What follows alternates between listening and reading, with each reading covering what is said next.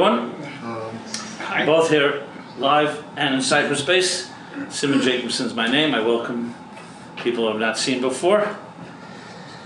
But as we know, on a spiritual level, we've all seen each other at some point in history, in this lifetime or previous ones. And souls, when you are able to communicate on a soul level, it's a different type of communication.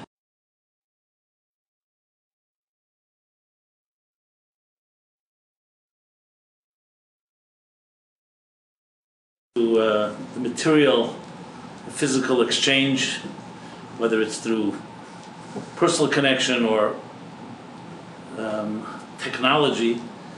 And the fact of the matter is that real communication and real relationships, real experiences are always soulful, are always the loving relationships, as I discussed at length last week and previous weeks. For 9 months, each one of you, myself included, spent in our mother's womb, completely submerged in embryonic fluids, without any clue of what's going on in this physical world, completely nurtured. Imagine just being underwater for 9 months and being completely protected, nurtured, and loved. And then we come out into this physical world, the umbilical cord is cut, and then begins the arduous and difficult journey, which is called living in a hostile world and trying to find our place. But we begin, and that's one of God's gifts to us, we begin with a very good head start. 9 months of being protected and loved, and being told essentially that you matter, that you're valuable, and that you have all the strength you'll need to deal with the challenges in life. But as the Talmud puts it, we're made to forget about that world, and then we enter this world, and we grow into the adults that we are right here sitting in this room. Each of us once was this pure child, innocent child, vulnerable, impressionable, defenseless, pure, like freshly fallen snow. And I'll leave it up to you to fill in the blanks, what's happened since. And each of us says, here's where we are.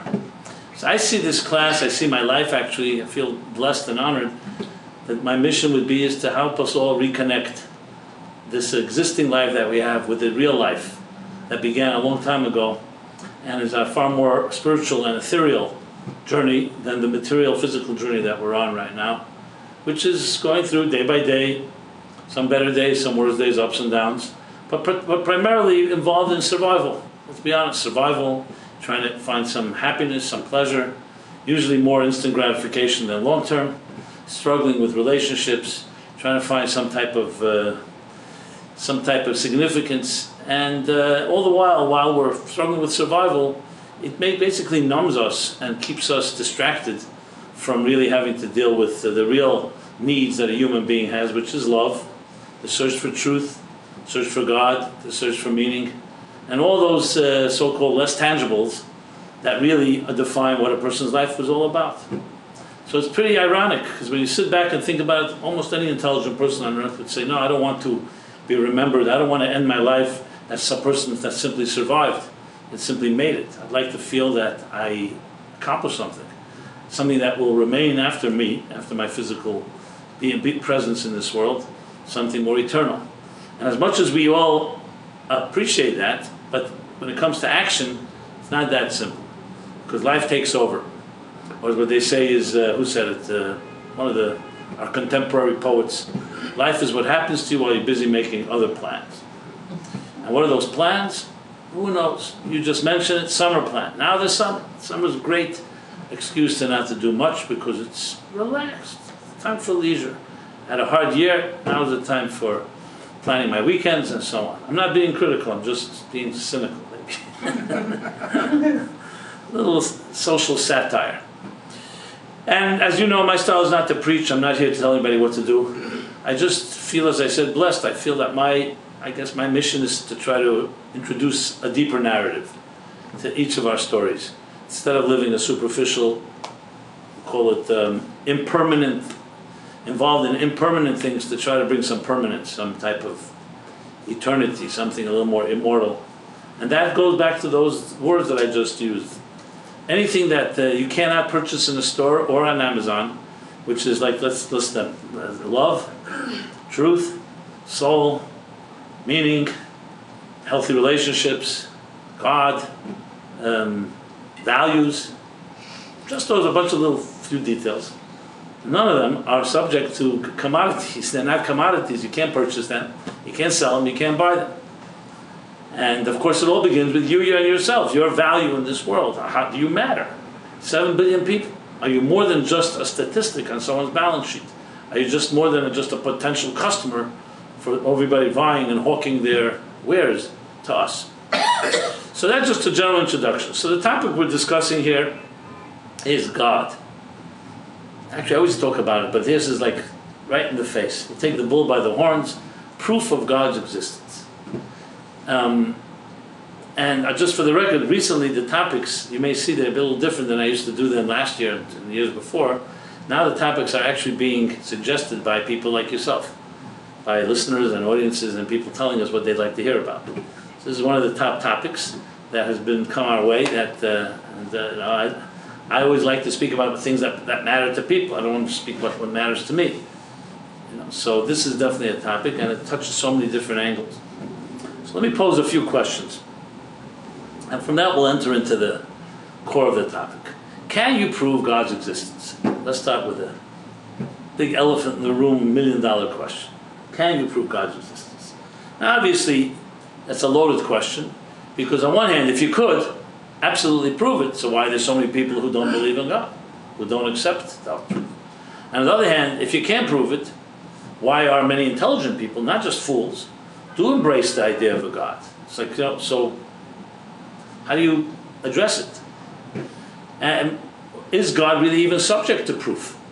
Maybe God's beyond proof. Maybe it's based on faith. That's what we call faith. Faith is not necessarily reason. We'll discuss whether faith is irrational or super-rational, but faith is not necessarily reason, and maybe you need more tools than just reason and logic. The great philosopher of science, Karl Popper, a British-Austrian thinker, who also happened to be Jewish, by the way. So he presented and propounded a idea in understanding scientific theory. Science tries to understand what defines a scientific theory. What are the criteria that would justify something being saying a legitimate scientific theory? And remember, science thinks in theories, which means it's the best theory that works, and they could always come up with a better theory. So he came up with an idea and said that a scientific theory not only does it have to be proven with empirical and other forms of evidence that is universally accepted, but also has to be able to be disproven. Interesting. In other words, and he uses this example, to make a statement, God exists, it cannot be a scientific statement because you cannot disprove it. Whether it's true or not is not the issue here. Whether it's true or not, you can't disprove it. You may not be able to prove it, but you can't disprove it. Nobody can say, I can prove that God does not exist. You could say, I don't know. You could say it's most likely not, or I don't accept it. I have ways to understand the universe without a God. That's still not an absolute proof. So that's how he looks at it. So he says the statement that God exists, therefore, cannot fall under the rule of a scientific statement. This doesn't mean, again, does not say that science has the monopoly on what is true. You could also maybe argue that you can't prove love exists, but you can't disprove it either. How do you prove love exists? The only thing you could say is, I feel it. But since when is a subjective feeling a proof? We're going to talk about that as well. But that poses the question whether the whole idea of God falls into the realm of reason and logic. Now, if you think about events, if you're familiar with the history of religion and science, we know in the last 2 centuries, basically, since what's called the time of the Enlightenment, maybe 3 centuries, which followed the Renaissance, and so-called with the religions, the stranglehold that religion had, especially over the Western world, became weaker as the rise of what's called free inquiry, reason, science arose, really created a war. And it's called a war between religion and science. With the war being defined in this manner, that religion is essentially a primitive belief system with people who were superstitious and didn't have a deeper understanding of the way the world works. So when an earthquake happened, they thought it was God's wrath. The volcano, storms. But now we can understand it all in meteorological and scientific and biological and chemical and with physics, etc., etc. So number one is we don't need religion anymore. Or even if we need it for certain things, it's not really, religion is not the place to turn to understand the universe. And this really turned into a war that the war has not ended. We grew up in a world where science is much more powerful than religion is, at least ostensibly. That could also be argued. But at least in academic circles, religion does not have the dominance and prominence. As a matter of fact, who were the scientists 500 years ago? They were mostly, they were monks. They were priests. The church was the one that, whether it was the church was, the rabbis, or whatever, they were scientists and doctors. The healers were the religious leaders. But that split into two, with religion going one direction, science another. And in the most stark terms, and I'm not saying you have to define it this way, but many defined it as basically religion is antithetical to reason and antithetical to logic. And God is antithetical to intelligence. And if you read especially the French Enlightenment, people like Voltaire and others, God is simply unnecessary any longer. It's maybe for the masses, for the superstitious masses to keep them in line, but there's actually no God. And then, of course, with the theory of evolution and Darwin, which I frankly never really understood why, that Darwin was hesitant to reveal his theories and his proofs because he was going to upset the whole belief system of the church and the religion, and that is that the human being is not unique, that we have evolved, that species are not necessarily, God does not necessarily have a hand in it. There's a thing called natural selection, and species evolve from one state with let's say whether it's the finches in the Galapagos Islands, or the other different creatures that develop different beaks and different sizes to adapt nature. So for some reason, him and many others felt that was a refutation of biblical thought, which was dominant until that time. So I'm not going to go into a whole analysis of the period of how religion and science went to war against each other and the different levels. The interesting thing is, however, and what I want to really get back to is the discussion here, is in that context, you could basically say God and faith and religion are really not in the domain of intelligence. There are people that say that. I'll tell you an interesting thing. This class, a number of years ago, was someone set up a situation, we should do it on cable, live on cable TV. So we did a few shows on cable with an audience, and it was in a studio on the west side, and very well done, professional, and we had an audience, and I gave a 40-minute talk, and then there were questions from the audience. So one guy gets up, it's a great question. He says, "What do you think, Rabbi," he asked me, "about the American Psychiatric Association's conclusion this year in their annual conference, as the psychiatrists of our times, they came to they actually came to they didn't come to a conclusion. They came to a disagreement whether religion is actually a clinical form of psychosis or it's just plain delusion. And they want my opinion on the matter. And this is on live cable TV. So, I feigned indignation, obviously. I said, my response, I would ask the psychiatrists whether they beat their spouses with a chain or with a baseball bat. And I remember, this was on live TV, I decided that's what I'm asked the question, listen, you're provoking me, and I'm getting all upset, so I decided to go on the offense. Now, this is not like a Trump tweet. This was a very deliberate, and the guy says, why would you say that? Maybe, how do you know that the psychiatrist beats his spouse? I said, how do you know that religion is giving me the option? You're making like, it's an assumption. Religion is definitely screwed up. The question is whether it's actually clinical psychosis or it's delusion. That's, you're giving me the two options. So I'm telling you, there's no question that he beats his spouse. I just want to know whether it's a bat or a chain. And my point that I'm trying to make here is not that he beats, you can't make an assumption and then ask me to choose between two options when I don't agree that either of those options are an option. Maybe there's a third option that you're not even considering. Who are they, to the psychiatrists, to decide what religion is? It's like the joke they say, Nietzsche said God is dead, and God said Nietzsche is dead. So who's running the show? So I just remember it was very good. I mean, I did speak about it a bit. I'll address some of what I addressed here. But that is the arrogant attitude by many academics, that if you have any belief or faith, there's something the matter with you. Either you're in need, you're in crisis, you need a crutch, you're not that intelligent, That is the feeling. I get this many times. I once remember I was on a radio show. It was an interview, and the host was a very intelligent guy, but I saw he was looking to incite me. So he says to me, "Tell me, you ever have a crisis of faith?" His voice was dripping with cynicism. So I knew exactly where he was going. So I said, "Yes, every second of my life." He said, "Really?" I said, "You probably think," I told him, "that faith is easy." Why? Because it's just, anything goes wrong, you just say there's a God, I turn to God. Whereas you, a man of reason, doesn't have a crutch like God. He said, "Absolutely, I think that way." I knew he thought that way because I know where he's coming from. So I said, "Well, let me tell you something. Faith, you have no clue what faith is. Maybe you were exposed to superstitious people, to fools. Faith is not the absence of reason. Faith is beyond reason. We don't turn to faith because we have no intelligence. We turn to faith because intelligence does not satisfy some of the bigger questions about life. So reason goes till here, and faith goes further." And I said, faith does not mean that you're in denial and you're living in some fantasy land that everything is great. Faith has to struggle with a very big philosophical question. How does a good God allow for innocent people to suffer? So that you think is easy? I said, why would you have any crisis? Why would you have any challenges? If there's no God, why do you even expect justice?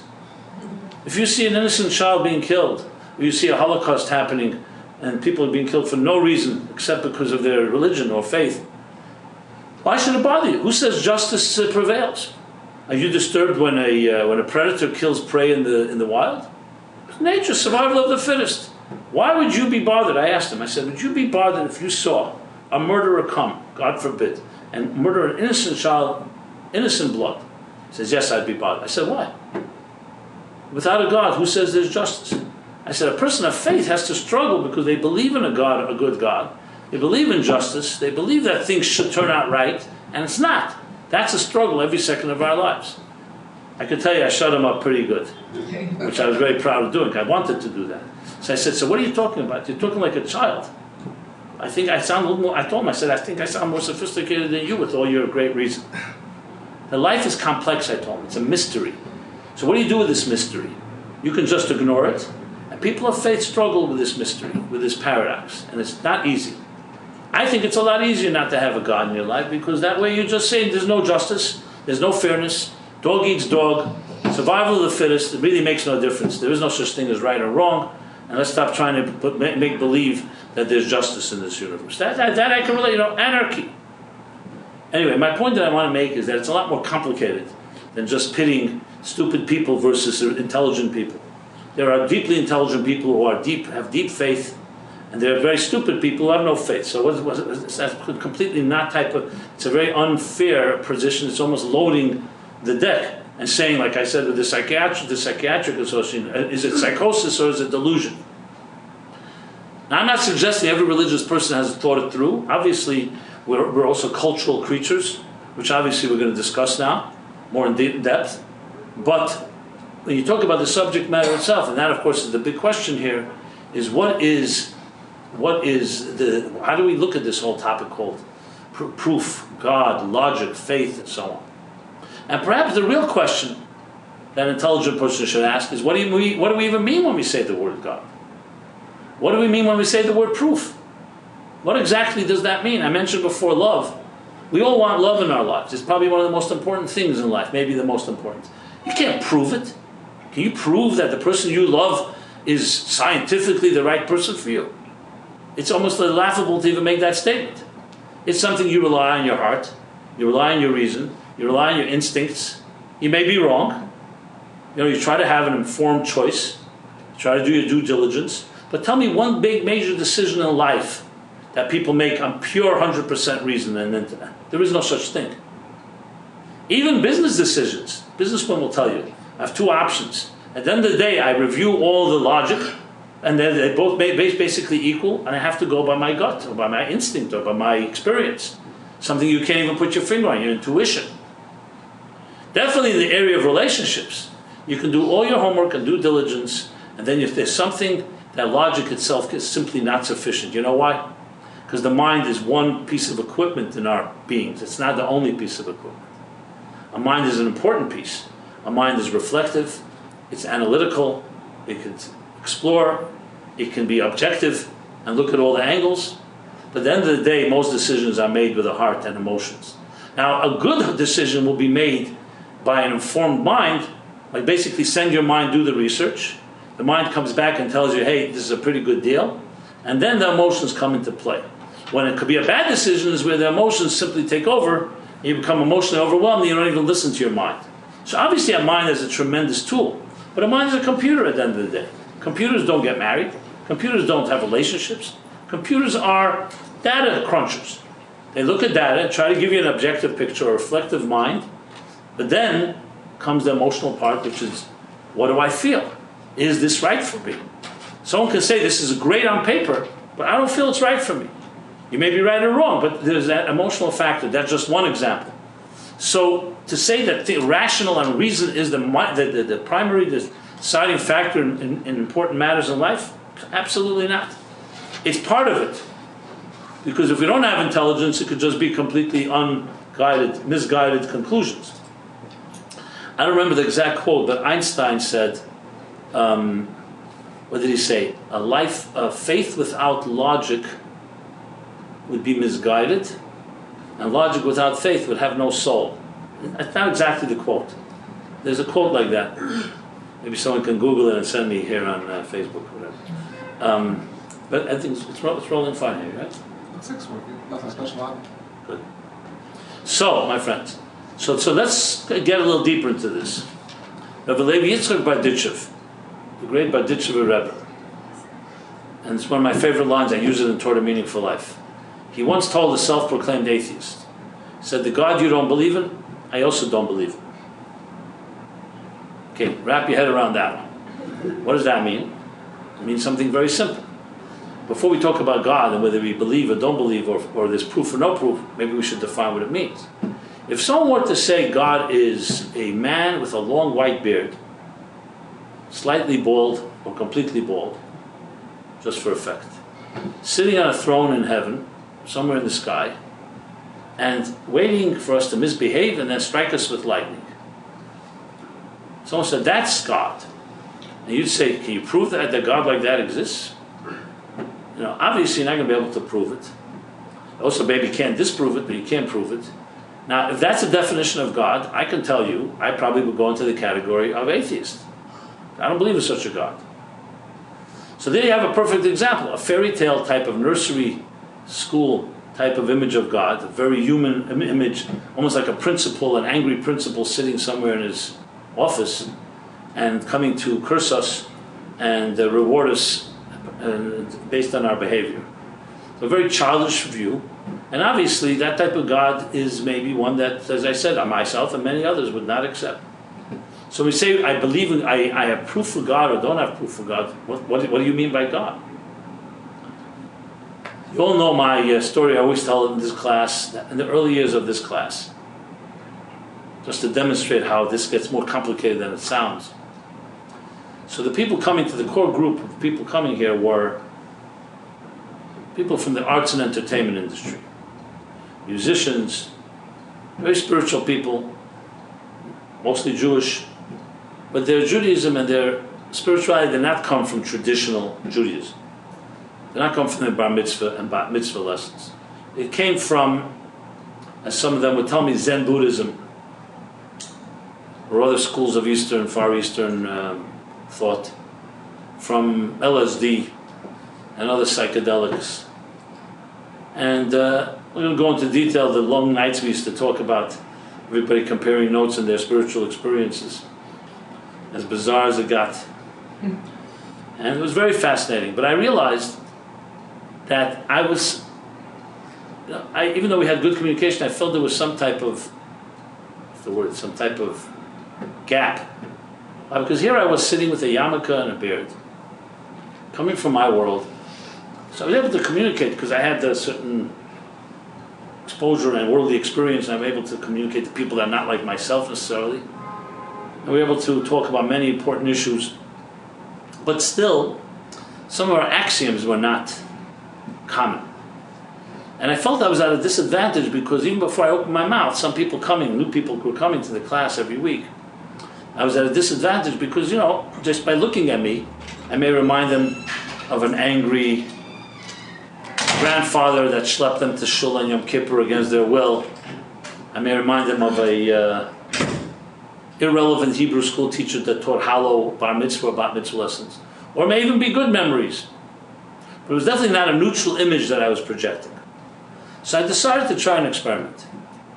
Instead of what they would expect to hear from me, Torah, talk about the Parsha, about the holidays, about whatever, I decided I'm going to speak in a language that has absolutely no hint of religious association. So I did not use words like God or Torah or mitzvahs or holiday. Instead of God, I used words like the essence, the higher essence, the higher reality. It was a particularly new age group. I would use expression like undefined energies of undefined layers of unconscious energy. Instead of Torah, I used the word blueprint. Instead of mitzvahs, I used connections. Instead of Mashiach, Geula, I used destination. And here I was pontificating and waxing eloquent about this search for the essence of all reality, the journey we're on, following this blueprint, making connections, with the goal of achieving a seamless fusion between the deterministic and the indeterministic, between form and function, between soul and body, between the inner and the outer. Total seamless fusion between matter and energy. And I remember people were they were really unbelievably, they were like mesmerized, to be honest. Very fascinating stuff, They had no clue what I was talking about, but they loved it. It was great. A few weeks pass, and I remember one of the people in the class comes over to me and says to me, "Your classes are great, but I have to ask you something. Are you talking about God?" So I said, "Yes, but shh, don't spoil it for the others." And I realized something which is a tremendous lesson, even more than I expected. We all talk about language, communication. Today we live in a therapeutic age, and all therapists tell you, don't be silent. You got to break your silence. You can't expect her or him to know what you're thinking. Speak up. Get beyond your shame and embarrassment. Speak. So we're in an age where we speak and speak and speak, and maybe too much speaking. It's gone the other extreme. We tell everything. The joke where the Jew comes to the priest, he's confessing his sins, and the priest is so taken by it. A Jew came to him, he says, when did you come to see the light and the truth to come to me and share your sins? So he says, don't take it personally, I'm telling everybody. So we're in that day and age, we're telling everybody. But words and communication also have another side to it. Words can be loaded. I can use a word that's innocuous, a meaningless word to me, but you hear the word, you go crazy because your mother, every time she said that word, or someone said that word, she went ballistic. How am I supposed to know that? I always tell people, especially in couple therapy, I say sometimes you just have to change the words. Don't use the same words again, because that's what the other person, they keep hearing the same words. You could say the same idea, just find some creative new way of expressing it. So words can also be separators, not just connectors. And that's what happened in that experiment. Words like God, faith, Torah, mitzvahs, Mashiach, they're loaded words. If you went to yeshiva and studied them, they're definitely loaded because you learned them a certain way. And maybe you didn't learn them the right way. Maybe you learned it in a very primitive or unchildish fashion. If you didn't go to yeshiva and don't know what it means, it's probably also loaded. Why? Because, what does God mean? Where exactly did you learn what God means? Maybe your God and my God, not even talking about the same God. That's why it's so critical before you start throwing out lines like, can you prove God's existence? Can you not prove it? Faith, not faith. What are you talking about? What God are you talking about? And I'll submit to you, because I myself went through this journey, obviously, because I did grow up in the yeshiva world, in a traditional world, and I heard these words all the time, God and Torah and mitzvahs, and I came to learn that many of the things I heard were not necessarily the real meaning. That was the meaning that my teachers had of it. It was people's interpretations. And it's very easy to throw out the baby in the bathwater, and I came to learn that you have to find really the true initial definitions. You look in the Torah, for example, the word God doesn't exist per se, the word G-O-D. You have Yud-Kei, Vav-Kei, you have Elokim, you have Adnai, you have Kael. So right there you got an issue here. And we translate them all as God. We actually have, there's 7 names, if not 70 names of God, and they all mean something else. So what are we talking about exactly? Just to give you just an example.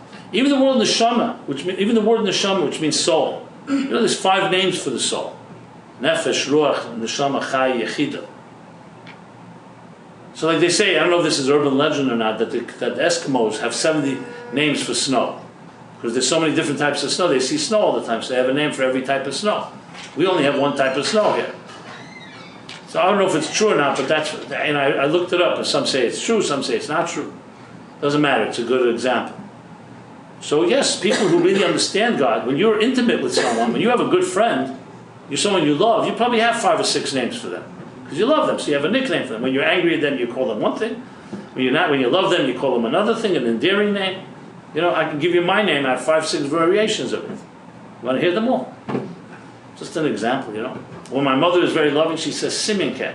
You know? With a K at the end. It's like adding that little loving touch. And then there's words she uses when she's not so happy with me. I'm not going to mention because I don't want to go through any type of, like, you know, what do we call it, a regressive experience. You may see me turn into a pumpkin or something, you know. So when you're close to something and you understand it, you have many names for it. And you know yourself, think of something you're an expert in. And someone will say, explain to me this theme and this thing that you're an expert in. You'll say, 1 second, there's 50 nuances. Which angle do you want? Now for a layperson of novice, you know it, table's a table. Wood is wood. You know how many types of wood there are? So as soon as you get to know something, it gets more complicated than just giving it a name. It's easy. God, I don't believe in God, I do believe in God, and that's that. When Nietzsche said God is dead, by the way, many point out that he was saying the God that I grew up with, the Christian God, was never alive in the first place. I just exposed that he was never alive. He didn't kill God. He says God was never there in the first place. Because the God that he was told he doesn't believe in, he says, you teach me about a different God, maybe he does exist. I know this may sound funny, but a lot of people call themselves atheists. They consider me the rabbi of these atheists. Yeah. They say, you're a type of God I could listen to. What does that tell you? I remember in this class, before we were here, we were at 89th Street.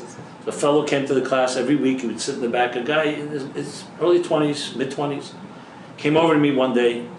He said to me, he says, I love your classes, but I have to tell you I'm an outright atheist. Not an agnostic.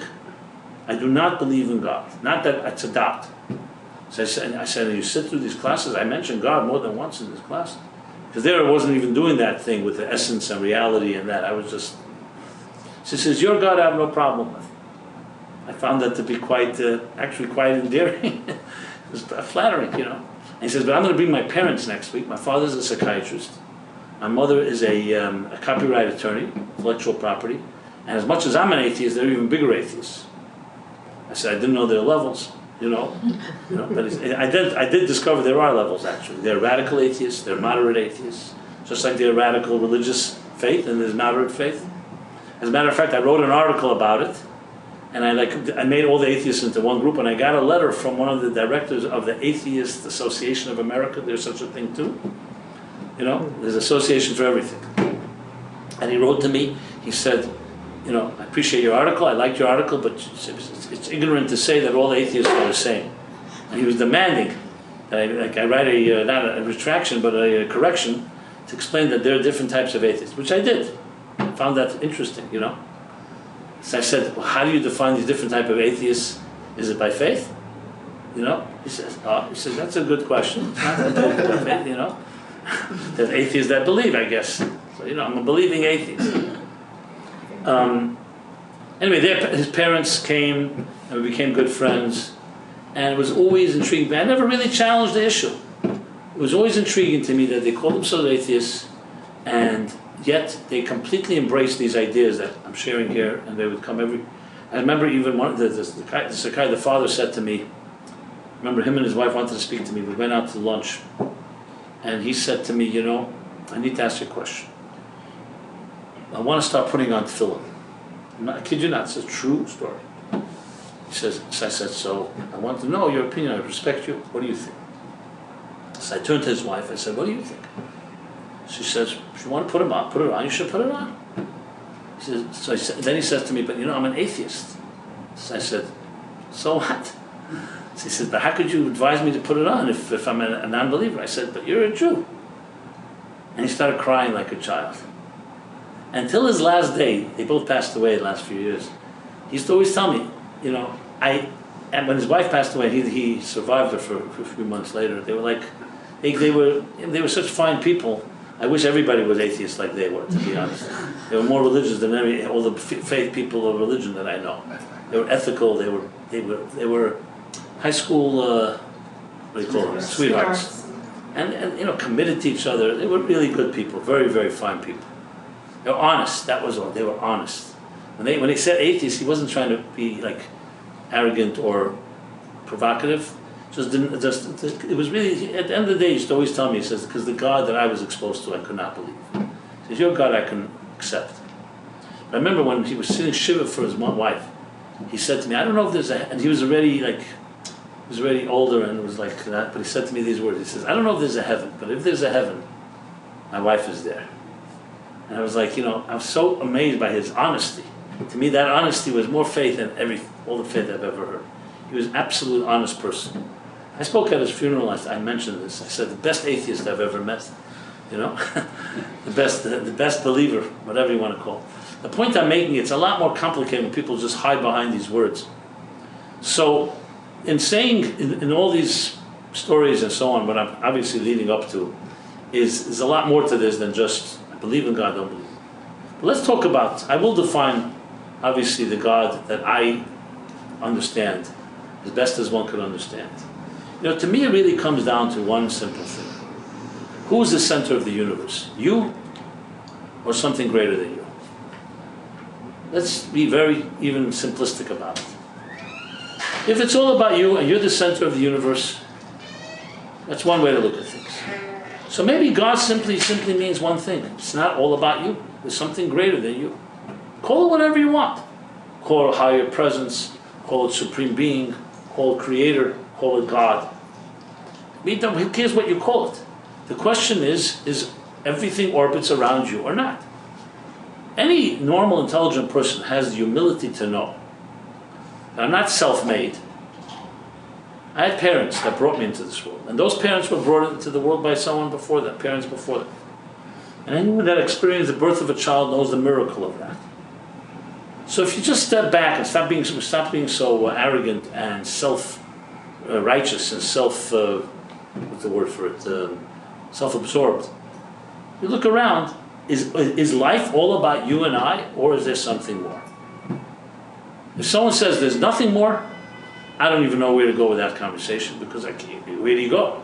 It's not simply, And someone says, prove to me there's more. And to me, a proof is almost like meaningless. And I'm going to discuss that as well a little more soon. Why is it meaningless? Do I want a God that's a product of my logical proofs? Who needs such a God? That's where you have mathematical equations, you have proofs. That's what Abraham came to discover. If I have a God that's a result of my logical deduction, then it's a God that was created by my logic. Do I need such a God? That's an extension of me and my logic. The whole point of God is that it's beyond you. If God is truly an entity that is beyond us all, does it make sense that a piece of this whole entity called existence should understand the whole? Doesn't make any sense. Now again, I'm not suggesting that's a proof, but to suggest that we are the ones that are going to determine whether God exists is really a joke. Because if God actually exists, He determines that we exist, not we determine whether He exists. The whole dictates the part. The part doesn't dictate the whole. So in a way, we're almost like in a quandary, because how could you prove something that created proof itself? So God transcends logic. Logic itself is a creation. But the key to understand is that we all do have an instinct that there's more to existence than what meets the eye. That's no doubt even in my mind.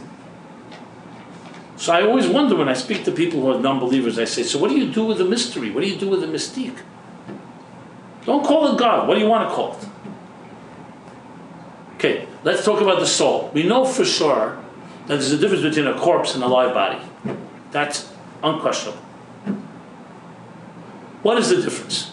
The same body, let's, for argument's sake, say there's no wounds and injuries.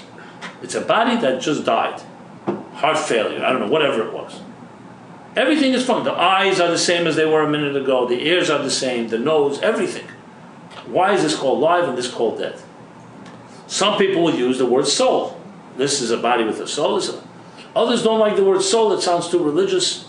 So it's just a matter of semantics. So call it, what do you want to call it? Electricity. Okay, it's a form of electricity. But it's definitely not of the body. So some people say, no, electricity is just another form of body, except it's electrical state, as opposed to a physical state.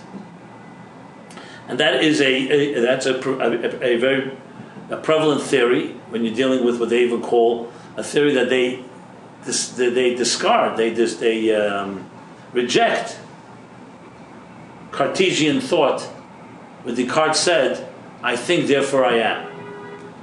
In other words, that there's a soul and there's a body. And they say that's duality. A soul is one, and body. There are people who argue there is no duality. The body is just two parts. There's a physical body like the appliance, like a light bulb, and there's electricity that runs in the light bulb. But even if you go with that approach, a completely so-called materialistic definition of the life force that distinguishes between a dead body and a live one, it's still a mystery. What do you mean? We know it's not exactly electricity. We know there's something more. There's a personality involved. Electricity in a light bulb has no personality. All it's doing is energy that is going into a light bulb and causing us to have light, or electricity in an air conditioner. And we know the properties of electricity. Here you're talking about a personality. You're talking about something that we call the definition of life itself. Who do you love when you love someone? You love just their body. The body is part of it. It's a container. But you love their personality, their character, their humor, their all the names you want to give for it, everything that defines who we are. And that nobody has really been able to wrap their head around. So even if you take an approach that's completely cut God out of the picture, cut religion out of the picture, how do you explain this mysterious thing that we call life? So you don't want to use the word God, don't use the word God. Can you deny that there is something there? Absolutely not, because as a matter of fact, I once told one of these guys that told me he doesn't believe, I said, so your personality that you're talking to me right now, you think you're brilliant, you're such an atheist, you're so smart, you're scientific. Where is all this going to go when you die? This whole thing that you worship yourself. He says, it's going to go nowhere. I said, it's an illusion? If I right now gave you a slap in your face and insulted you, would you say it's all an illusion? He says, that's part of the illusion is my ego and all that. I mean, bottom line, it was a very, I would say, shallow case. Bottom line is he did take himself seriously, and we do take our lives seriously, and we care for those that we love, and when someone dies, we cry for them. What are we crying for? Electricity, a light bulb broke? We cry because there was a life that no longer we can communicate with. However you explain it, again, I'm not even trying to explain it. There's no doubt that there's something more. You just need to have a little humility and stop thinking all about yourself. If you're a self-absorbed person, everything me, obviously anything outside of you just dismiss. So once you start talking this conversation, is there proof for God's existence? Let's tackle that for a moment.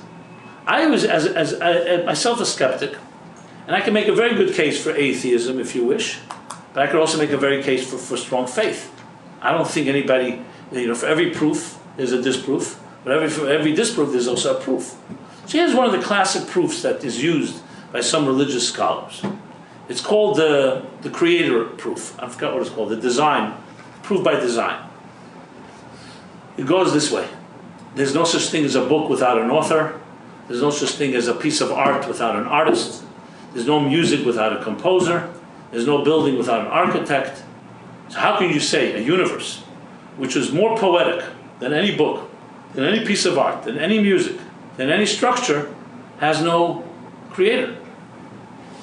Everywhere in logic. If I told you this building just fell into place, you'd say that's ridiculous. Now, to be honest, when I was younger, I used to dismiss this proof because I said, well, it's such a logical proof. How come nobody accepts it? But then as I got a little older, more mature, I used to say to myself, you know something? I think it is a very solid proof. Is it an absolute proof? Obviously, you can make a whole case. Like, even Richard Dawkins, one of our resident atheists, I think he's the only one among the major atheists of this time that's not Jewish. Well, they probably discovered Jewish genes in him too. There's no one an atheist like the Jew. But Christopher Hitchens is Jewish. Sam Harris is Jewish. Christopher Hitchens, by the way, they asked him a few weeks before he died, what happens when he comes above and he finds there is a God? So he gave a really Hasidic answer, I have to say. You know what he said? He's going to ask God, why did you conceal yourself so well? Which is actually the reason that we understand why we live in an agnostic universe, because God himself concealed his presence. So how can anyone even argue with that? That's a very legitimate argument. God concealed his presence. How do you know that's not the reason we don't believe in him? Because he hid himself very well from us. I'm not suggesting, again, that's absolute proof. But you can't disprove that. That may be a very good way of understanding the universe. But let's go back to this designer proof. So I used to think about this a lot. And even Dawkins, as I said, when he dismisses the designer argument, you know what he says? He doesn't say, you can't explain it with the God. He says, I can find a way scientifically to explain the design of the universe without a God. He almost concedes the fact that with a God it's easier to explain, but he can explain it without. In other words, he's bending over backwards to explain it without a God. That would be like me explaining that this building came into place without an architect, through whatever, through circumstances and accidents or whatever it is. But that's a forced argument. So I used to think about this a lot. Then I came to a thought. This is a thought I came to. I may share with you. I think I wrote it up in an article. I definitely wrote it in an article. I said to myself, something I told a scientist once at a conference I was with. Very rational guy. I like him a lot. But he says, I don't need God in my life. I can live a life. My science is my God. Okay, fine. So we're talking, and I said to him, I want to ask you a question. I'm just testing a hypothesis here. I know that scientists and academics and intelligent people dismiss people of faith by saying, hey, you know what? You guys are not rational. You grew up with it. You don't want to deny what your parents taught you. You feel very warm and fuzzy about your religion, let's say Passover and Sukkot and Hanukkah and so on. So it's a cultural thing for you, and I understand, I respect that. I didn't grow up with it that way, so for me it's meaningless, it's irrelevant. But I understand that you hold on to it, even though it may not be rational. I said, I understand that that's the rational argument against religion. I said, but I want to, and you're basically making the statement that religious people are subjective. So they can't talk objectively, whereas scientists and thinkers can speak objectively. I said, but I have a challenge to that, and here's my hypothesis. You're also subjective. You know why? Because if there is a God, there are consequences. You have to be responsible for your behavior. You have to be ethical. You have to answer to God. You have to be accountable. Who wants to be accountable? So why don't you, as a scientist, open up with a declaration of being transparent and full disclosure that you're invested in the conclusion that there is no God, because then life is easier for you. And then give me all your proofs that there is no God. You'll never do that. You're expecting a religious person to do that. And you claim they're closed-minded. I'm suggesting you're just as closed-minded, because you will not accept that. You will not say, I have vested interest, there is no God, because no God, I'm not responsible. That's what I started thinking. So I said, you know why? We have no problem believing there's an architect that built this building, and there's an author to a book, there's a composer to music, and there's a poet that wrote the poetry, and there's an architect, whatever, what other examples I gave. You know why there's no problem? Very simple. Because what do you care if there's an architect? You're not accountable to him. But if I told you every time you walk into this building, and you want to walk into this building, you have to pay $1,000 because the architect wants $1,000, you'd say, who says he built it? Show me where he is. Maybe he's dead. Maybe he never built it. That's the difference. We have no problem. Of course music has a composer. It's obvious. How can music exist without a composer? The classic story. Someone found a work of the whole complete works of Shakespeare. He said, wow, such fascinating stuff. He says, you know how all that came to be? A monkey came into this room here, spilled over the ink, and the ink went all over the place, and this is what they say. That's ridiculous. Why don't we accept that argument with God? The world, no one will argue the universe is far more sophisticated, more beautiful, more eloquent, more complex. I mean, ever see these nature shows? Come on, it's like ridiculous. One little creature, the leg of an ant, is more complicated than all our technologies we create. You know? Why is it that we don't accept that? And the reason is because there's consequences for that faith, for that acceptance. Because then if God created me, hold on a second, that means I got to think, why am I here? I can't do whatever I like. And I started looking around and wanted to see, did any scientist ever say that? Is there any honest scientist that will say, I don't believe in God, but I have to tell you I have vested interest in that. Look, you're a lawyer, you know. The first thing you want to find is bias. The first thing you want to find is prejudice. You find a witness with prejudice, you can disqualify him in a second, because everything he says, he could be the most brilliant person on earth, but he has bias. He has interest. He has interest, personal interest at stake. If you can get a judge disqualified for that, that's the best way to get rid of a case. Just find prejudice. So I started looking around, are there any scientists? And you know something, I did find one. And I actually admire him for this. Aldous Huxley. Aldous Huxley, and I'm just paraphrasing, I don't have the exact quote, but you can look it up. He writes, I think he actually coined the word agnostic, by the way. He was also a pretty interesting psychedelic experimenter. Just for the record, if you're interested in the history of psychedelics, and Timothy Leary and him had a big debate. He writes the following. I was blown away. I couldn't believe that he wrote it, because he was he says, before I get into a discussion why I don't believe in God, or why I have doubts, I have to say I have absolute vested interest in this conclusion. Because I don't want to answer to anyone about my behavior, especially in the area of sexuality. That's what he writes. And therefore, everything that comes afterwards, I just want you to know, comes from that initial premise. Now, I respected that more than anything, because at least he's honest. And that's just, regardless whether he believes or not believes, that's not even the issue here. He's at least saying that I have subjective interest. And I have no problem. A religious person should say the same thing. I have subjective interest. Either I grew up in a religious home, or I'm a person of faith, or I have reasons to believe because A, B, C, D, it works for me, you know? And I could say I grew up in a world of faith. I'm talking about myself, Simon Jacobs. I grew up in a Chabad Hasidic home. It's a very open-minded home. It was not a dogmatic home. But that's what I had, faith infused, faith in, what is it called, like IV. Infused in me from the first second I was born. When I think of eating a cheeseburger, I get repulsed, not because I'm a big faithful person, because to me, meat and milk was never mixed together. So to me, it's like taboo. And I think about it, it has nothing to do with religion, it has to do with culture. And I'll be the first to admit it. So when I'll say, okay, then I grew older, I started questioning my own traditions. And I can say very openly, I can't tell you I'm 100% objective. No. I do have a certain interest because I grew up with it. And of course I have interest in justifying what I grew up with. But I will tell you, I found plenty of things I do criticize and I don't accept. That still doesn't mean I don't have some interest, you know. To me, it was when I started wondering and struggling with issues of faith, it wasn't like, suddenly I was this glassy-eyed cult follower and I believe in everything. I challenged it, and I even challenged myself in saying, hey, you're now 20 years old, whatever, you're 16, 15 years old. Who wants to suddenly break away from the community they grew up with? Unless there was abuse. Unless I was hurt by it. I wasn't hurt by it, thank God. I wasn't in any way violated. I wasn't betrayed. I was never disappointed. Because you know why? Because I never trusted anyway my teachers in the first place. I never got disappointed. I had plenty of friends that did. Okay, that was me. Because I was always a skeptic. So I used to wonder. I used to say to myself, what is this whole system?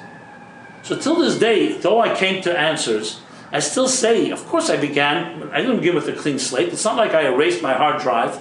I'm going to go search, I'm going to look at every system out there. I actually had such a thought when I was 17. I'm going to travel around the world, I'm going to visit every faith, every school of thought, from the east to the west, from the north to the south.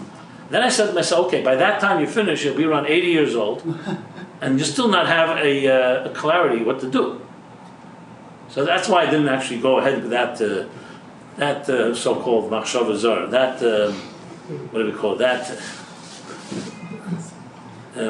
ill-conceived idea. Because I realized something very important. We're all given a deck of cards, and you can't change that. You're born to the parents that you were born to. You're not going to change your parents. You can't change the culture you grew up. What you can come to is a informed and intelligent journey, an inquiry, whether what you grew up with can work for you.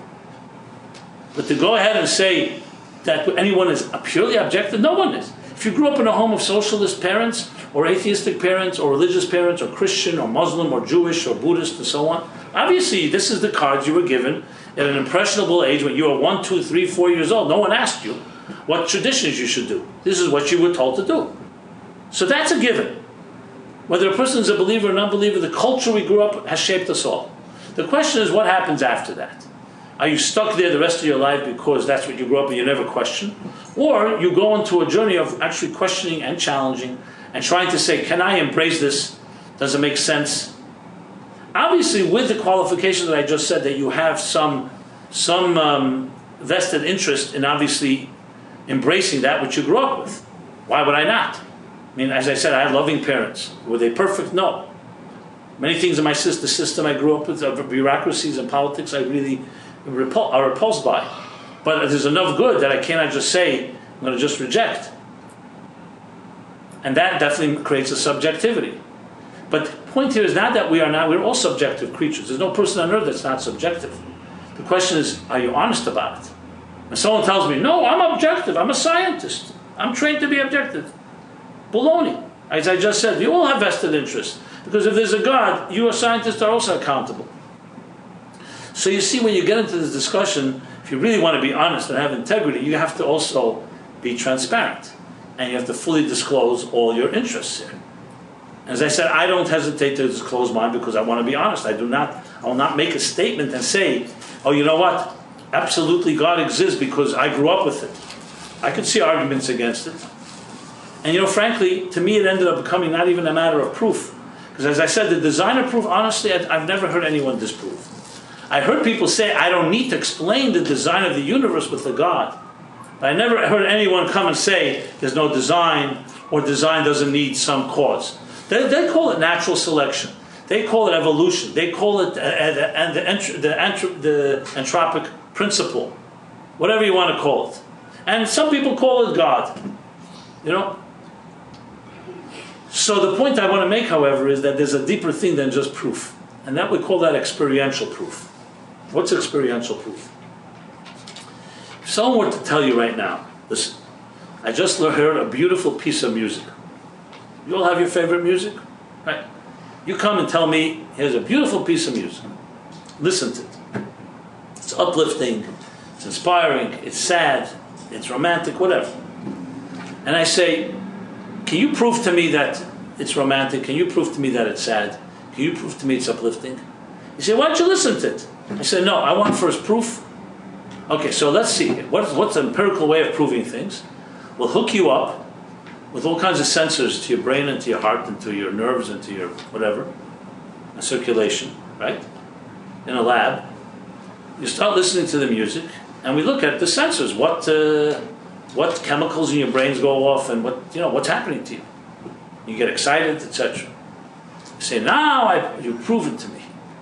Tell me, what I just said is really not ridiculous. I'd rather go ahead, I'll listen to the music, and say, you know what, I don't really care whether the sensors pick up my excitement or not.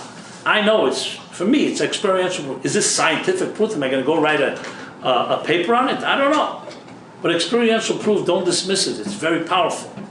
I experienced it. You fall in love with somebody and says, prove to me that you really love this person. Go ahead. First of all, prove that love exists even. Maybe love is some type of nature's trick. Who knows what love exists? So there's this thing called experiential proof. My experience tells me this works for me. Doesn't work for you? Fine. So it doesn't work for you. It works for me. That's all I need to know. The music touches me. So of course the skeptic will say, 1 second, you could also have an emotional manipulator who runs a cult, and they also make you feel like something's happening, and the whole thing is just a scam, and they'll get you to drink cyanide, God forbid, and we're all going to die in the name of whatever, this cult leader. We've had that. Remember, what was it, Jones, and where was that? What was his name? James Jones. James Jones at the island there. Kool-Aid. Kool-Aid, right. From there they got the expression, did you drink the Kool-Aid? That thing. Yes. So obviously there are manipulators, and there are people who can manipulate us. I understand that. But that doesn't mean every time we have an emotional reaction to something or something resonates, it's a manipulation. That's why, as I said earlier, we need our minds, and our minds help us discern. You know, like people ask me, your Rebbe, my Rebbe, Rabbi Schneerson, the Rebbe, who I was a student of, and I wrote Torah Meaningful Life basis. Yeah, what happens if he asked you to go and commit suicide? One big brilliant genius once asked me that. So I said to him, so what did he ask me exactly? If I'm an idiot and I'm going to go commit suicide? Because he asked me to commit suicide. So I just want to know how blind faith you have in him. I said, what happens if I told you that he would never ask me to commit suicide? That's how much I have faith in him. I know that he'd never ask me. He said, what kind of stupid question is that? So he said, how do you know he never asked you? I said, how do you know he would? You know, I mean, it became this ridiculous circular discussion. We know that game. It's a game, you know. Now, because, you know, I believe I'm intelligent enough to know if I see someone as my teacher, this doesn't mean I give up my whole life and I'm completely blind. I know this person, I trust this person. And for whatever, God forbid, reason, I would lose my trust. I'd lose his trust, I'd lose my trust. I don't believe I'd lose his trust because I knew his integrity. You know, that's like with anyone you trust. Obviously, we have friends that we trust, and they do betray us. I understand that happens. And hopefully you can find someone that you know absolutely this person would never betray me. Thank God I've had people in my life that way. Some of us don't, to be honest, and I know that. And obviously, I told this guy, I said, you probably have nobody in life that you trust. That's why you don't think it's possible. So you always keep protected. And I would never tell someone, go buy hook, line, and sinker. Use your mind, be skeptical, challenge it. Judaism, what do you think Judaism did? Look at the Torah. Everybody's challenging Moses every second minute, even though God proved, he was proven so many times right. Korach, this one or that one. We have no problem challenging. The Torah never said, go accept everything blind faith. Challenge and argue, but be honest. Even if you're skeptical, there's healthy skepticism, which means you're looking for the truth. Then there's unhealthy skepticism, which we all know what that is.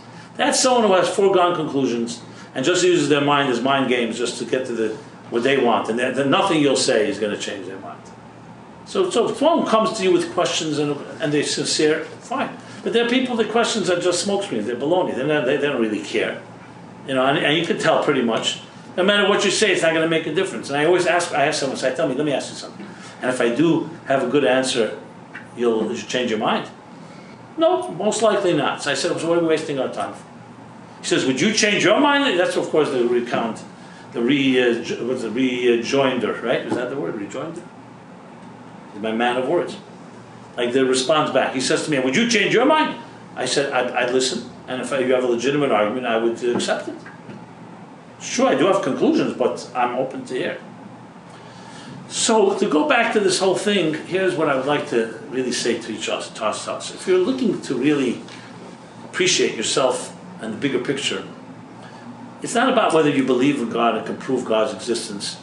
It's looking to find what God means for you. Is there a higher reality than your own physical and immediate short-term life?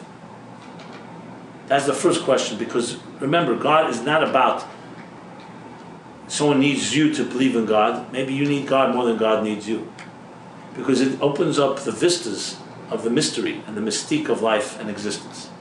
And this brings me back to the proof versus faith. The way the Hasidic philosopher, the Hasidic masters explain it goes like this. There's many proofs for God's existence. I gave one before, the designer proof.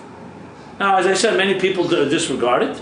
I believe one of the reasons is because it makes us accountable, and that's why we're not accepted that easily.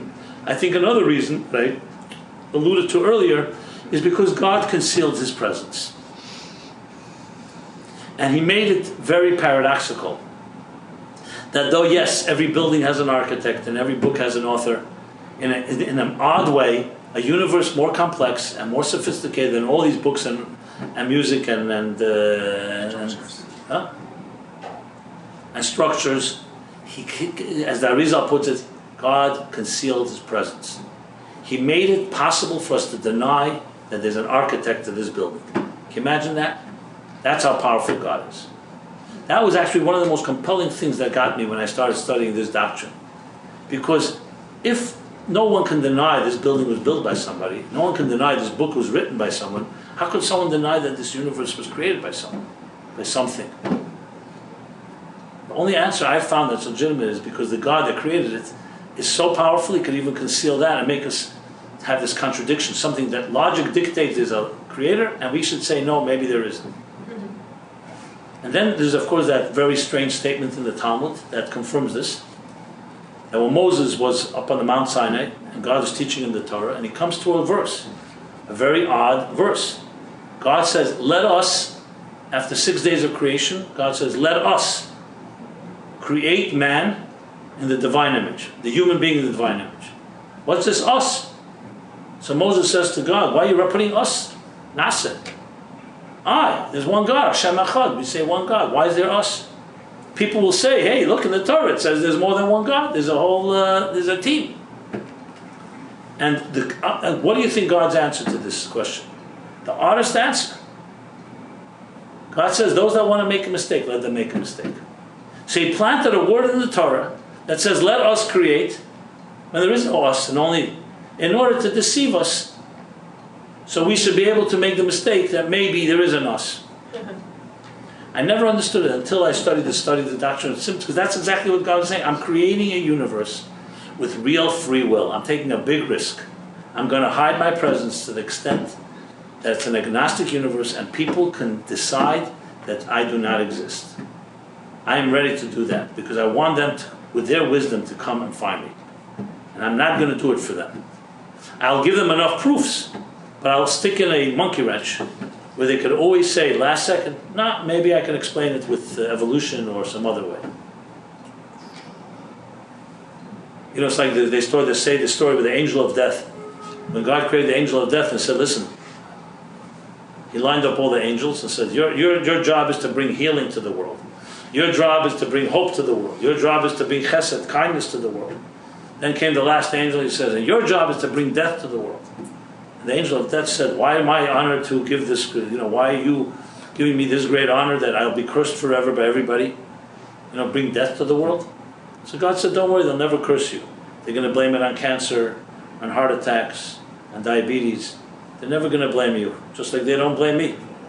They're going to find some other thing to blame it on. Well, actually, some people do blame God. I should correct that. So here's the interesting thing, that the universe is created in a way where we can make the mistake. I personally think is the most sophisticated way to explain why it's easy to deny God, because God himself made it that way. I think it's much easier to do that explanation than to say that there is no God, because frankly, how do you even disprove that? That's why I think Hitchens was right when he said he would ask God, why do you consider yourself so well? To make me and so many of others think that you don't exist. So then the answer will say, okay, so how do we then come to a conclusion? The answer is, it's a combination of proof and faith. And this is what the Hasidic masters, they say. If you use your logic without preconceived, without preconceived bias, preconceived notions, but also prejudice. Right. Preconceived conclusions, that you don't have any foregone conclusions, then there are very many proofs that God exists. There are enough miracles. And not only miracles of the supernatural type. The birth of a child. I just had a new grandson. You look at a child, there's no way. I don't see anybody who sees the birth of a child that's going to say, this is not a miracle of some sort. It's almost impossible to know. Where did this child come from? Look at yourself in the mirror tonight. 10 fingers. Obviously there are, God forbid, handicapped children, there's mutations. But healthy child, 10 fingers. Every time it's 10 fingers. And a nose. And that's 6 noses. And 2 eyes. And everything in this little frame. How big is a child? Like this? What do we have here? It's just impossible to even... It's so unfathomable. I can't even see how anyone could just dismiss and say, okay, hey, you know what? Just because it happens, there's 7 billion people on earth, that makes it less of a miracle. Since when is volume a difference? Or frequency? If it's once, on the contrary, it's even a greater miracle. But that's who we are. We're shallow people. Sun rises every day, big thing. If it rose once in a lifetime, one person would be born, and we never saw another child born, that would be wow, never saw anything like that. Because that's the strange universe. God took his own force of miracles and dressed it up in nature, and what we call, hey, it's regular stuff, it's happening all the time. A healthy person breathes 18 exhale and inhale a minute. You didn't even know that, right? Go to a hospital and see someone struggling for breath and ask the doctor, what does it take to breathe? You'll be surprised. 18 times every minute, you have a miracle happening in your life, which is how you breathe. And the same thing is how you digest. Who even thinks about it? When's the last time I thought, who thinks about these things? We take it completely for granted. Now you think, 1 second, if it's such a gift, you should be saying thank you every second to God that this is happening. And we do say thank you from time to time. Because we live in a world with its symptom. That concealment is so intense, we take for granted plenty of things. And so the real challenge is not whether there's a God. The real challenge is whether we appreciate the gift that we have in our lives. That's the question. I always find it interesting. Why is God on trial? We're on trial. You know? It's like that woman went to the Louvre in France, Paris. And she saw this, they told her this one of the most beautiful paintings, maybe Mona Lisa. the Mona Lisa from Rembrandt. No, Leonardo da Vinci. Da Da Vinci, sorry, right. And she says, what's so special about this painting, you know? So the guard there, the guide says to her, Madame, you're not, the painting's not on trial, you're on trial here. Like, you know, since when, who made you an expert? Or that story where the scientist says to God, we don't need a God. Anything you can do, I can do. So God says, show me. He says, okay, he takes a scoop of dirt, and he's going to put it into a, what do they call it, a dish. And the scientist was going to make something grow from it. So God says, 1 second here, use your own dirt. You know? Taking my dirt, and you're going to... So you go on, and you start wondering. The answer is there are proofs. The proofs, are they airtight? Absolutely not, because God didn't make them airtight. He lets us choose. So that's why you need a combination of proof. Proof explains the so-called mechanical, the engineer that God is. But then there's all kinds of dimensions. Remember, we have pantheism, Spinoza, that God is nature and nature is God. So in Judaism, we have a God that's not just the God of nature, not just the engineer, like the architect and the author. We also have a divine element that transcends nature. That's why we say so in all our prayers and all our blessings, we say Havaya Hu Elokim. The God that transcends existence is also part of existence. So there you start needing more than just faith, more than just proof rather. Because to take a journey into God's consciousness and beyond God's consciousness, that requires more than just logic. And it's a journey. It's a combination of using our intelligence and using that which is beyond our intelligence. Like I said earlier, faith is not the absence of reason, it's beyond reason.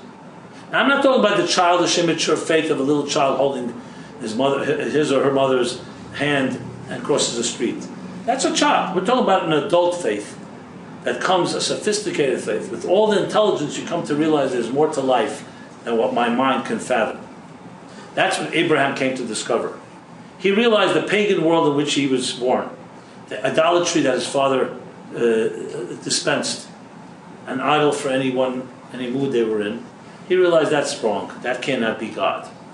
So he went to look in nature, sun, the moon, the meadows, and then he came to realize that's also not God, because nature also is part of the creation.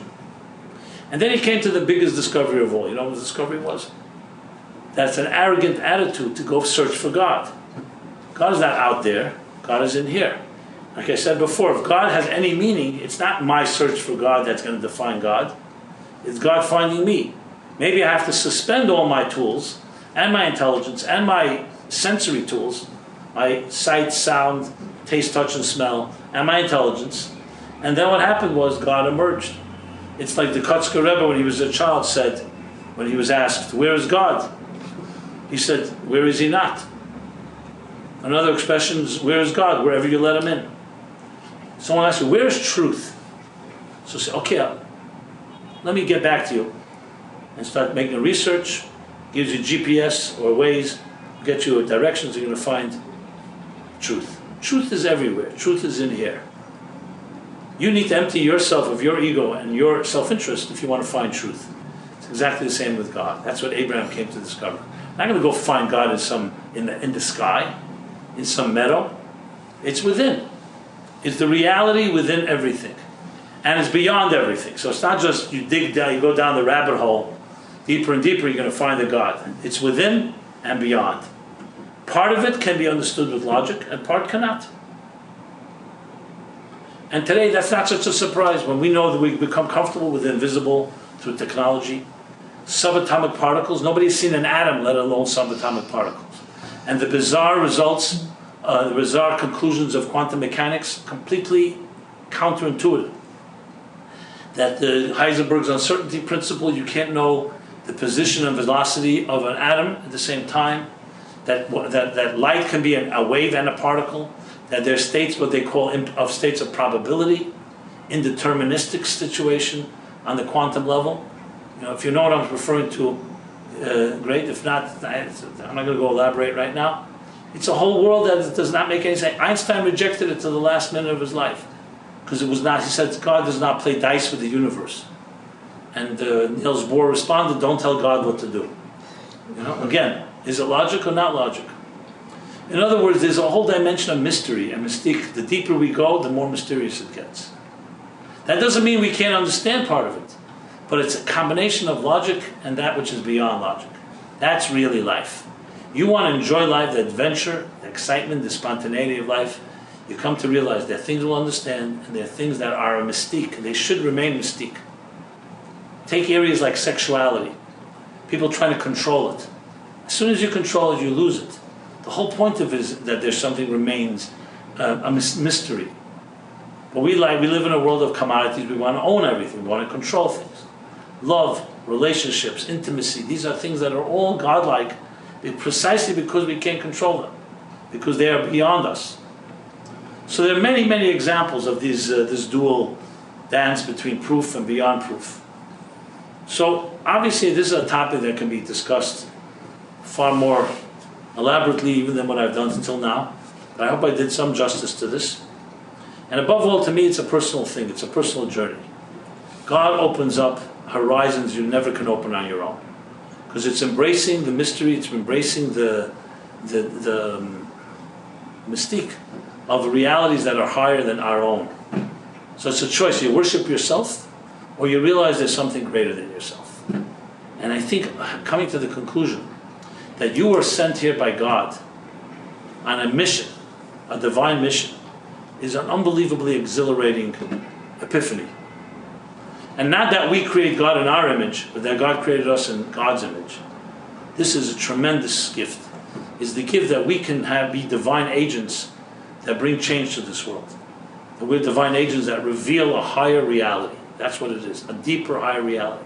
It's not this nursery school vision of God sitting on some throne. It's not physical, it's not even spiritual. It's something that is beyond. And studying about God, studying about the dimensions, which is essentially the study of Kabbalistic thought and Jewish mysticism, especially Hasidic thought, you become more and more familiar with these dimensions, with the inner dimensions of understanding godliness. And as it says in some of the books they write, what is today still requires faith, tomorrow you can understand. And then you have to have faith in higher levels. So it's like a journey. And Baal Shem Tov puts it, for every question there's an answer, for every answer there's another question. That's not a circular thing. It means as you get wiser, you realize what the answers you had yesterday are not fully answered. And then you come to another answer and you find out there's another question. So it's a very fascinating journey. It's like learning to understand, appreciate things, and then realizing there's so much more. So as you climb the mountain, the horizon gets bigger. So on one hand you understand more, but on the other hand you see how much more there is. And that's the journey. That is an honest journey. As opposed to someone who's just self-contained. It's all about me, me, me. I only need to understand what I need to understand to make some money, to get some pleasure, to get some joy in my life, and that's that. It's sad, but that is the reality, that many people live a life of basically survival, or a little better than survival, a life of quiet desperation. And the goal here is, of course, as Oliver Wendell Holmes says, is to not die with your music inside you. You do have a song, a unique song, a divine song to sing, that you and only you have, and that's a divine gift. That's the divine in you. You can be a divine ambassador, agent of change. And as I always like to say, it's either you're part of the problem or you're part of the solution. Part of the problem is buying into short the short-term vision of things, the temporary, the immediate, the material pleasures. And part of the solution is recognizing, not deceived by God's masquerade of concealing himself in this world, and realizing I'm not going to make the mistake, and I will look deeper and realize there's something more to the story. So the narrative of our lives is up to you. You can live a narrative based on your own little calculations and whatever you think you figured out, or you could open yourself up that there's a higher narrative yet to come, and there's a lot of it is very mysterious, but you smile and embrace it because that's beautiful. It's beautiful not to be able to know everything that's going to happen. It's beautiful to be able to say I can't control it all. You know, some things that have to be spontaneous. We travel throughout the world, especially during the vacation time, and we realize sometimes you go somewhere, you're not going for the reasons you thought you're going. Maybe you have to meet somebody, maybe something unexpected. Don't let human plans get in the way of God's plan. That's what I'm trying to say. So, my friends, I'm off on a journey tomorrow. I'm on a journey every day, but tomorrow's journey is to the Holy Land. And so I'll, if anybody wants me to say a special prayer for you at the wall or in Israel in general, please just write down your Hebrew name, full name. If you want me to give some charity there, I can do that as well.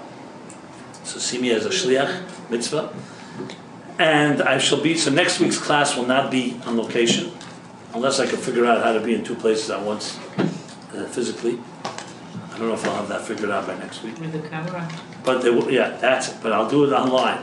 I'll probably do it from Israel, so I'll send you warm regards from one of the cities there. Take the camera with me. And then 2 weeks, please God, we will resume here. And meanwhile, you embrace the journey, and remember that even though you don't see God, God sees you and has a plan. And I challenge you all to figure out ways to challenge your own, perhaps, misconceptions or narrow conceptions of God, and figure out there's a bigger God than you think it is. That's up to each of us to realize the God you don't believe in, I don't believe in, that type of thing. And I think it's a healthy thing to challenge yourself, to challenge our prejudices and our biases. For those of us growing up in a more religious community, sometimes it's the culture, it's not necessarily God, it's the culture around, the human culture, it's not necessarily always pure. So for people like that, it's sometimes challenging to find a God that's beyond their culture, and not just what's convenient in their ghetto, And for the rest of us, each in their own way, we all have to challenge our so-called prejudices or definitions and discover what's great. So, God bless you in your journey, and as I said, we continue every Wednesday. Next week we'll be online. If you haven't left your email address, please do so we can inform you of changes or schedules and details. Thank you so much. Pleasure.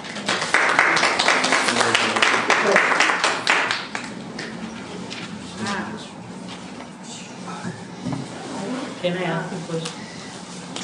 Just 1 second. Yes, of course. This is mitzvah. You take it because you got a mission, you give that in Israel and a mission, you give that when you come back, right? Absolutely. Thank you. You stay away. I see you. Rabbi, I love this so much. I'll be watching it again. Oh, good. Sure. The next question.